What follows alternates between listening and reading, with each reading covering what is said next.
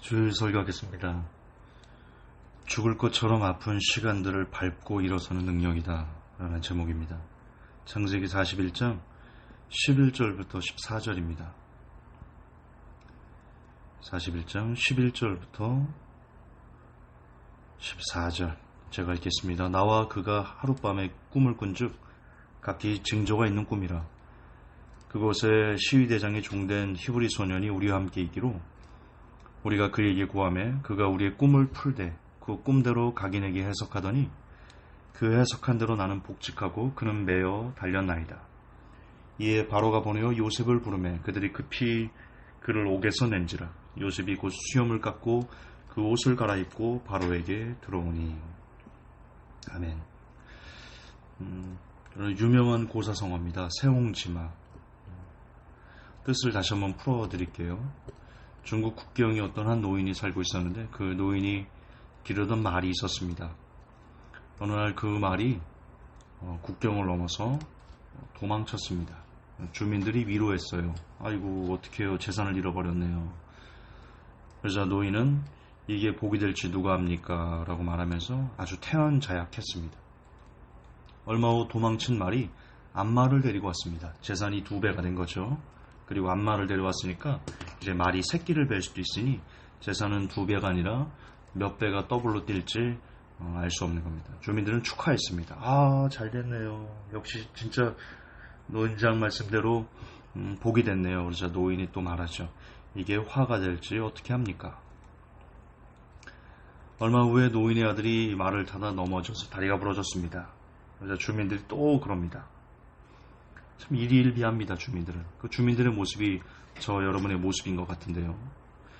주민들이 또 어이구 어떡하냐고, 아들이 넘어져 다리가 부러졌으니 어떡하냐고. 그러자 노인장이 또 얘기합니다. 이게 복이 될지 어떻게 합니까? 얼마 후 전쟁이 났습니다. 그래서 젊은이들을 군대 복역시키려고 징집할 때 노인의 아들은 다리가 부러져 징집을 면했습니다. 결과적으로 생명을 건질 수 있었던 것이죠. 말에서 타다 넘어져서 다리가 부러졌기 때문에 그는 목숨을 건질 수 있었습니다. 여기서 나온 고사성어가 인생사 세옹지마다. 어떤 사건이 복이 될지 화가 될지 한치 앞을 사람은 알 수 없다는 뜻이고, 이는 진리입니다. 성경은 이에 대해 다음과 같이 말하고 있죠. 전도서 7장 14절에 형통한 날에는 기뻐하고 곤고한 날에는 생각하라. 하나님이 이 두 가지를 병행하게 하사 사람으로 그 장래일을 능히 헤아려 알지 못하게 하셨느니라. 네. 사람의 날은 형통한 날도 있고 기뻐하는 날도 있고 곤고하는 날도 있고 이런 여러 가지 일들이 계속해서 병행해서 일어난다. 인생사 세옹지마다. 오늘 본문으로 돌아갑시다. 이 내용 잘 아실 겁니다. 요셉이 보디발 장군의 아내의 유혹을 하나님의 이름으로 물리쳤는데 억울하게 옥살이를 당하는 그 과정에서 술 맡은 관원장, 떡 맡은 관원장이 각기 꿈을 꿨는데 몽조가 있었습니다. 꿈을 해석해 주죠. 이 부분을 보면서 이런 생각해 보신 분 있으신가 모르겠는데요. 만약에 술 맡은 관원장이 요셉이 자기의 꿈을 해석해 주고 3일 후에 복직됐지 않습니까? 그리고 요셉을 까맣게 잊어버립니다. 그러지 않았다면 술 맡은 관원장이 3일 후에 복직된 것을 보고는요, 놀랍게 생각해서 요셉을 먼저 꺼내줬다면, 구해줬다면, 여기서 하나 알 수 있는 게 있어요. 술 맡은 관원장도 떡 맡은 관원장도요, 요셉을 그닥 대수롭게 생각하지 않았다는 겁니다. 꿈 해석도 그냥 감옥에 갇혀서 심심해서 심심풀이로 그래 한번 해석해봐, 그렇게 이야기했을 가능성이 대단히 높습니다. 그러니까 분명 3일 후에 그 꿈대로 떡 맡은 관원장은 목이 매달려 죽었고, 그리고 본인은 복직돼서 다시 바로 예전에 술을 따르게 됐거든요. 요셉을 생각했다면, 요셉의 꿈 해석을 대단히 특별하게 가슴에 새겼다면 이런 일은 있을 수 없죠. 그냥 지나쳤던 겁니다. 장난삼아, 재미삼아 그랬던 겁니다.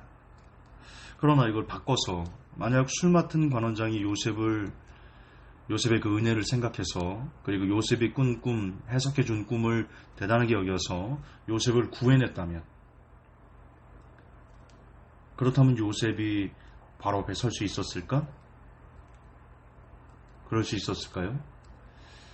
여러분, 왜 술 맡은 관원장이 요셉을 바로에게 천거했을까요? 그 천거한 것에는요, 요셉에게 입었던 그 은혜를 너무나 오랜 시간, 약 2년 가까이를 그가 잊고 지냈기 때문입니다.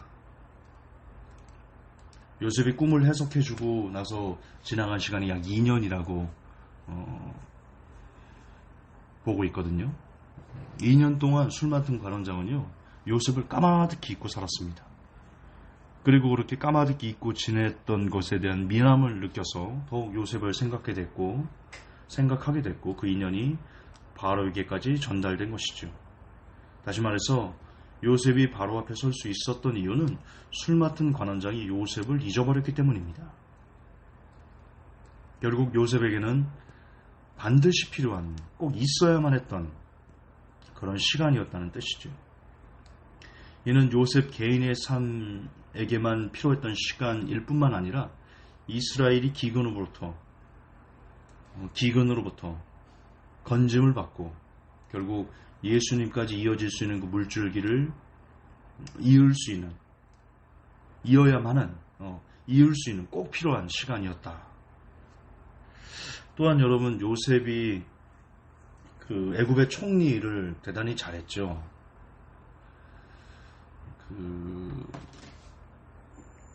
제가 올려놓은 카페에 올려놓은 다큐멘터리를 보면 요셉이 얼마나 지혜로웠는지, 그리고 이집트 사람들에게 어떤 위치였는지를 확인할 수 있는 고고학적 발견들이 있습니다. 요셉의 물길이라고 해서 요셉이 풍년 때 나일강의 물줄기를 터서 농사를 따로 지을 수 있도록 그게 강을 만든 게 있습니다. 그걸 지금까지도 이집트는 이걸 요셉의 물길이다라고 말하고 있거든요. 그러니까 어쨌든 요셉은 굉장히 엄청난 지혜로 다스렸습니다. 물론 하나님께서 주신 지혜도 있지만 성경에 보면 하나님께서는요, 특별한 경우가 아니면 사람들이 본질적으로 가지고 있는 어떤 인간적인 지혜와 지식, 이런 것들을 쓰십니다. 그리고 그런 것들을 배울 수 있도록 단련시키십니다. 요셉은 2년 동안요, 죄수들을 관리했습니다. 성경에 보면 죄수들을 관리하는 것을 요셉에게 전옥이 맡기고 돌아보지 않았다, 그런 내용이 나옵니다. 39장에 나올걸요. 창세기 39장 마지막 절에 나올 겁니다. 22절이네요. 전옥이 옥중 죄수를 다 요셉의 손에 맡김으로 그 재반 사물을 요셉이 처리하고 전옥은 그의 손에 맡긴 것을 무엇이든지 돌아보지 아니하였다, 이렇게 나옵니다. 그러니까 옥중 죄수를 다 요셉의 손에 맡겼다는 것은 요셉이 통솔할 수 있게 했다. 그리고 어쨌든 그 옥중 죄수들과 소통하는 위치에 있었다는 겁니다. 죄수들과 이야기도 나누고 그들의 불편함도 요셉이 들어주고 그들과 대화하면서 그들이 갖고 있는 학문, 사상, 철학, 온갖 종류의 지혜들, 그런 것을 요셉이 얻을 수 있었습니다. 왜냐하면 요셉이 있었던 옥은 그냥 잡범들이 갇혀있는 옥이 아니었습니다. 보면 왕의 죄수들이 갇혀있던 곳이다. 성경은 그렇게 얘기합니다. 20절에 보면, 창세기 39장 20절을 보면, 이에 요셉이 주인이 그를 잡아 옥에 넣으니 그 옥은 왕의 죄수를 가두는 곳이었더라, 이렇게 나옵니다. 잡범을 혹은 흉악범을 가둬놓는 그런 감옥이 아니라 왕의 죄수들이라는, 조금 신분이 있고 학문이 있고 많이 배웠고 지혜와 지식이 있고 권세도 있는 그런 사람들이 갇혀있는 곳에 어떻게 된 게 요셉이 거기에 갇혔습니다. 이것도 참 놀라운 하나님의 섭리인데요. 어쨌든 그곳에서 2년 가까이 죄수들과 소통하면서 요셉은 그 죄수들로부터 학문이 많죠. 이집트에 있는 풍습과 이집트의 학문으로 가득 찼던 그런 사람들로부터 상당한 양의 지식과 교훈을 습득할 수 있었고, 그것이 훗날 이집트를 다스리는데 큰 교두보가 되었을 것입니다. 말 그대로 하나님은 요셉을 감옥이라는 말은 형태는 감옥이지만 사실 하나님은 요셉을 학교에 보낸 것입니다. 학교에. 그 학교에서 정치를 배우고 그 학교에서 지리를 배우고 그 학교에서 문화를 배우고 그 학교 가서 여러 가지 것들을 배워서 이집트를 다스리는데 큰 도움을 받을 수 있는 그런 살아있는 교훈을 얻어 지혜를 기를 수 있도록 하나님께서 배려해 주신 겁니다. 그러므로 표면적으로 우리가 보면 요셉에게 너무하신 하나님처럼 보입니다. 그렇잖아요. 요셉이 형들에게 팔려야 됐고 눈물로 간청했으나 그것을 들어주지 않고 요셉을 노예로 팔고 보디발 장군의 아내로부터 그 유혹을 하나님의 이름으로 이겼는데 억울하게 옥살이를 하고 술 맡은 관원장을 또 요셉을 잊어먹고 요셉이 되게 간곡하게 얘기했거든요. 당신들이 득이하거든 내 꿈대로 되거든 나를 생각해달라. 나는 이곳에서 죄를 지은 적이 없다. 죄를 지어서 이곳에 온 게 아니다. 억울하게 왔다. 이렇게 간청했는데 그것을 가차없이 들어주지 않죠. 잊어버리죠. 이 모든 것들이 그냥 표면적으로 하나씩의 사건만 떼어서 우리가 본다면 참 너무하신다. 하나님께서 요셉에게 참 너무하신다. 이렇게 우리가 비춰질 수 있는데 요셉의 인생을 길게 느려뜨려 본다면 딱딱 표면적으로 떼지 말고요. 이 인생을 길게 쭉 여정을 우리가 펼쳐서 전체적인 시각으로 볼 수 있다면 그렇다면 하나님은 지금 요셉을 그렇게 전체적인 시각하에서 보신 거거든요. 하나님은 요셉을 통해서 이루고자 하시는 뜻과 계획과 섭리가 있었습니다. 그러기 위해서 요셉의 그 섭리, 하나님의 섭리를 이루기 위해서 요셉에게 필요한 것들이 무엇인지 하나님께서는 요셉의 인생을 길게 틀이시고 보신 겁니다. 아, 이때 요셉을 형들에 팔아야 되겠구나. 여기서 처음에 요셉을 보면 조금 입이 쌌습니다. 입이 쌌고요. 형제 좀 이게 튀는 사람이었습니다. 요셉은 어렸을 때부터 부모의 사랑을 많이 받았잖아요. 야곱이 라헬을 굉장히 많이 사랑했습니다. 라헬의 첫 아들이 요셉입니다. 그리고 라헬이 죽으면서 낳은 아들이 베냐민이거든요. 그래서 특별히 요셉을 이스라엘은 어려서부터 총애해서 채색 옷을 요셉만 따로 지어 입힐 정도로 특별하게 은총을 베풀었습니다. 그러니까 야곱이 요셉을 자라면서 크게 야단친 적도 없었을 거고요. 요셉은 자기도 모르게 형들 위해 본인이 있는 거다. 나는 좀 특별해. 그리고 어쨌든 버르장머리가 좀 없었죠. 다른 사람들의 마음을 내가 이렇게 얘기했을 때 다른 사람들이 그것을 어떻게 생각할까에 대한 그 생각, 지혜나 이런 게 많이 부족했습니다. 왜냐하면 너무나 많은 그 총애를 받았기 때문에 사람은 편애를 받으면 그럴 수밖에 없거든요.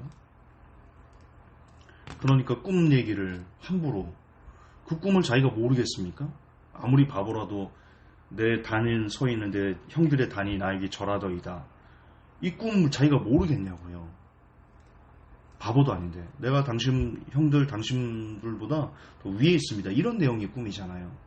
그럼 내가 이런 꿈을 형들에게 얘기했을 때 가뜩이나 총애를 받아서 곱지 않은 시선인데 그게 안 느껴질까요? 못 느낀 거죠. 요셉은 그 형들이 그 아버지가 자기를 총애함으로써 형들이 자기에게 어떤 그 심사가 불편하다는 것을 요셉은 모르고 있었던 겁니다. 나쁘게 말하면 아나무인이었던 거죠. 근데 이거는 요셉의 탓이 아닙니다. 야곱의 탓입니다. 명확하게 말하면 이건 요셉의 죄가 아니라 야곱이 그렇게 만든 겁니다. 왜? 눈에 넣어도 아프지 않은 자식일수록 더 엄하게 키워야 되는 거거든요. 그래야지 그 아이가 삐뚤어지지 않고 아나무인이 안 되고 정상적인 사회생활을 할 수 있게 되거든요. 진짜 자식을 키울 줄 아는 부모라면 그렇게 해야 되는 거죠. 사자가 자기 새끼들을 절벽에서 밀어 떨어뜨리는 것처럼. 근데 사실 야곱은 그러지 않았습니다. 야곱은 자기 마음이 가는 대로 했던 사람입니다. 마음이 가는 대로.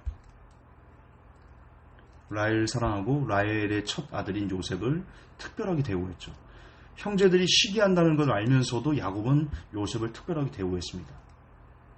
야곱 입장에서 보면 그만큼 사랑스러움이 거칠 수 없다라고 말할 수 있겠지만 어쨌든 요셉이 아나무인처럼 그렇게 변했던 것은 야곱이 그렇게 키웠던 책임이 큽니다. 그랬던 요셉이 나중에 어떻게 변합니까?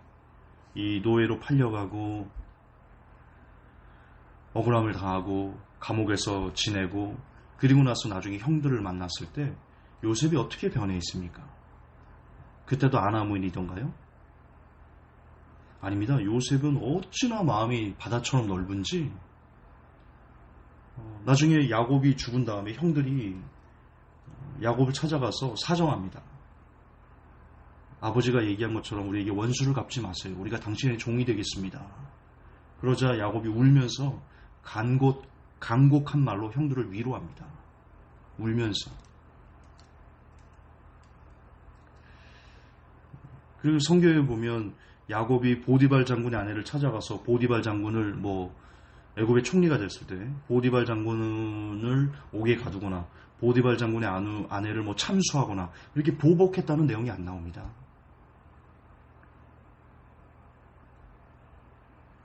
요셉이 어렸을 때 그 아나무인처럼 지냈던 그 삶에서 하나님께서 그 요셉을 통해서 허락하신 그 고난의 학교에 요셉을 밀어넣고 그 안에서 훈련하고 다듬으시고 깎아내시고 그렇게 요셉의 내공을 점점 키워 놓으신 다음에 그리고 이제 때가 되자 이집트를 총리하게 맡기시고 그리고 이스라엘을 구원하는 구원자로서 쓰신 거죠. 사실 요셉이 살아왔던 그 일로로 쭉 길게 들여서 하나님께서 요소에 심으셨던 그 고통과 눈물과 죽음의 위기와 이런 절망, 아픔, 고난들이 없었다면 오늘의 요셉이 될 수 없었을 겁니다.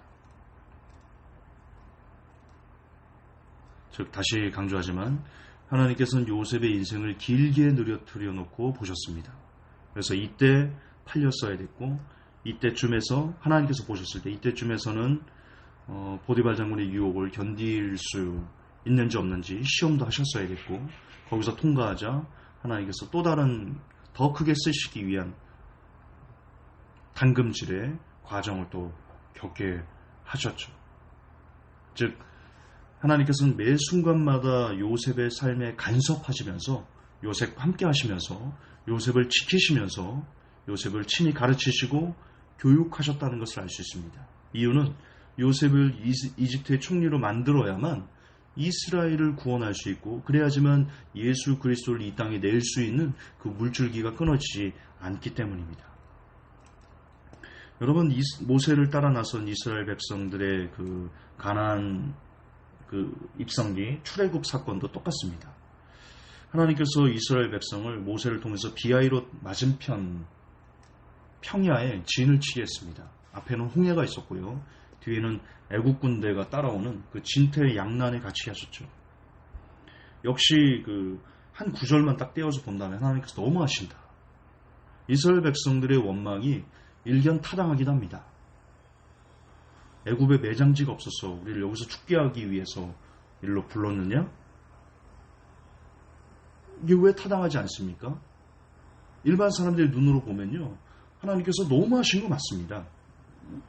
그러나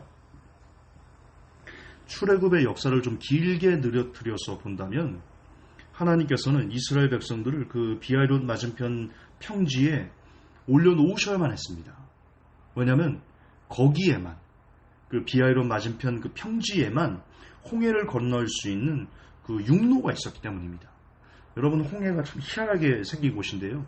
그 비하이롯 맞은편 평지 고 쪽으로만 홍해의 물을 약간만 한 100m, 200m 정도만 딱 걷어내면 거기에 그 팔레스타인으로 갈 수 있는 가나안 땅으로 갈 수 있는 육로가 있습니다. 거기 아닌 데는요 다 1000m, 2000m 이렇게 수심이 깊습니다. 아무리 하나님께서 밤새도록 홍해물을 말아 밀리셔도 그 1000m가 넘는 것을 말아 밀리셔야 되기 때문에 대단히 시간이 오래 걸리는데 그 평지 앞에 있는 그 홍해만 약 100m 정도만 말아 올리시면 육로가 나와서 건널 수 있습니다. 놀라운 거죠. 근데 이집트 백성들을 살기 위해서는 하나님께서 가라 하신 그곳으로 비아론 맞은편 거기로 무조건 가야만 했습니다. 이걸 역사를 길게 느려뜨려서 보면 하나님은 그 이스라엘 백성들을 글로 보내셔야만 했던 거죠.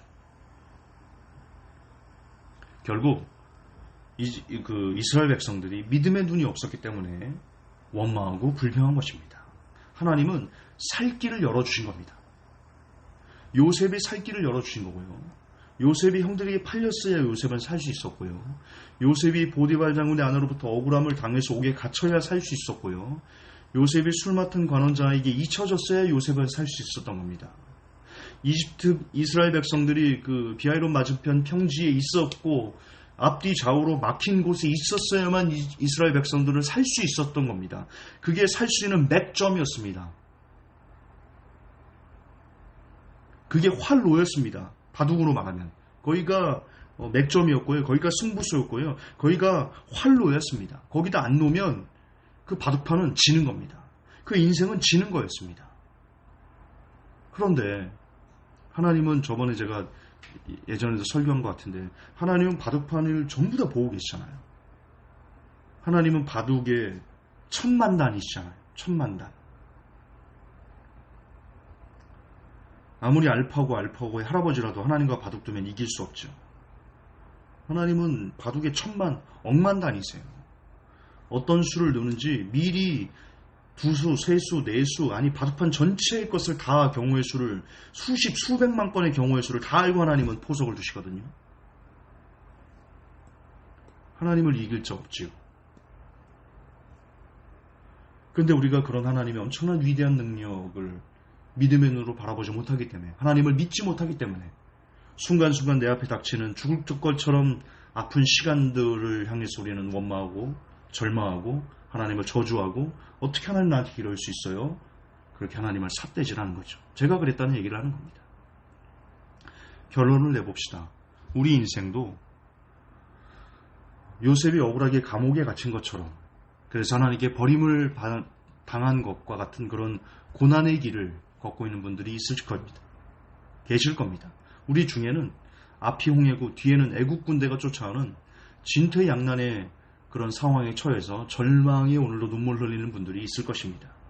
그러나 우리가 믿음의 눈을 뜰 수만 있다면 하나님을 진실로 신뢰하고 그분은 자신을 경외하는 사랑하는 그분을 경외하며 그분을 사랑하는 사람들을 절대로 버리지 않는다는 성경이 알려주는 그 약속을 우리가 정말 두 손 꼭 쥐고 믿을 수만 있다면 그걸 진실로 아멘할 수만 있다면 우리는 요셉처럼 수염을 깎고 바로 앞에 서게 되는 기적을 경험하게 될 것입니다. 우리는 이스라엘처럼 홍해가 갈라지는 역사를 몸으로 직접 경험하는 기적의 사람이 될 수 있을 것입니다. 중요한 것은 지금 나의 환경이 변화되는 것이 아닙니다. 중요한 것은 지금 누가 내게 도움을 주는 것이 아닙니다. 중요한 것은 내가 어떤 믿음을 갖고 있느냐입니다. 환경의 변화가 아니라 나의 믿음이 중요합니다. 이게 핵심입니다. 하나님께서 나를 버리지 않으실 거라는 믿음.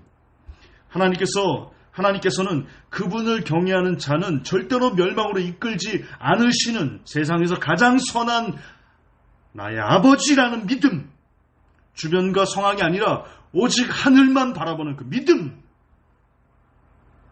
그 믿음만 있으면 삽니다. 그 믿음만 있으면 이깁니다.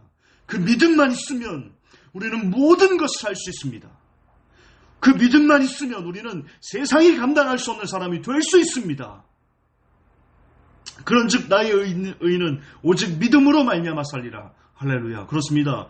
우리가 믿음으로 매일의 순간을 살 수만 있다면 환경이 어떻든 상황이 어떻든 갈수록 더 절망에 떨어지는 내가 하나님 말씀을 지키는데 왜 이토록 더 아픔을 내게 주십니까? 왜 이토록 나의 상황이 꼬이게 만듭니까? 그렇게 말하기 전에 하나님 내게 믿음이 있습니까? 나는 하나님을 믿는 믿음 안에서 걸어가고 있습니까? 나는 그 믿음 안에서 내 전부를 걸 수 있습니까? 라고 우리가 진짜 그렇게 무엇이 중요한지 무엇이 핵심인지를 우리가 붙잡고 믿음으로 나아갈 수만 있다면 오직 믿음으로 살 수만 있으면 매일의 순간을 사는 저와 여러분은 하나님께서 주시는 기적을 경험하는 사람이 될 수 있을 것입니다. 그런 믿음의 능력자들이 다 되시기를, 그런 제가 될 수 있기를 믿음이 이기네. 믿음이 이기네. 믿음이 이기네. 주 예수를 믿음이 온 세상 이기네. 이 세상을 이기는 믿음, 이 시간 하나님께서 저와 여러분에게 베풀어 주시기를 예수님의 이름으로 축복합니다. 믿음이 승리입니다. 하나님, 우리가 결국 믿음이 없기에 하나님의 그 다음 수를 읽어내지 못하고 좌절합니다. 우리가 믿음이 없기에 하나님의 세수 앞에 그 활로를 그곳에 놓으시는 것을 우리가 깨닫지 못하고 낙심합니다. 하나님, 진짜 하나님을 믿는 믿음 안에서 우리 인생의 보석을 왜 그렇게 두시는지 따지지 말고 묻지도 말고 그냥 하나님이 계신다. 하나님은 그분을 사랑하는 사람을 절대로 버리지 않으신다. 그 믿음 하나 가지고 오직 나의 의인은 믿음으로 말미암아 살리라 하신 그 말씀을 이 심장에 가득 새겨서 어떤 환경이든 어떤 상황이든 믿음으로 다 승리하고 다 이겨내고 다 물리쳐내는 그런 믿음의 권세자, 믿음의 능력자가 제가 그리고 메시지되는 모든 사람들이 되게 도와주시옵소서. 걸어가신 우리 주 예수님 이름 받들어 기도하옵나이다. 아멘.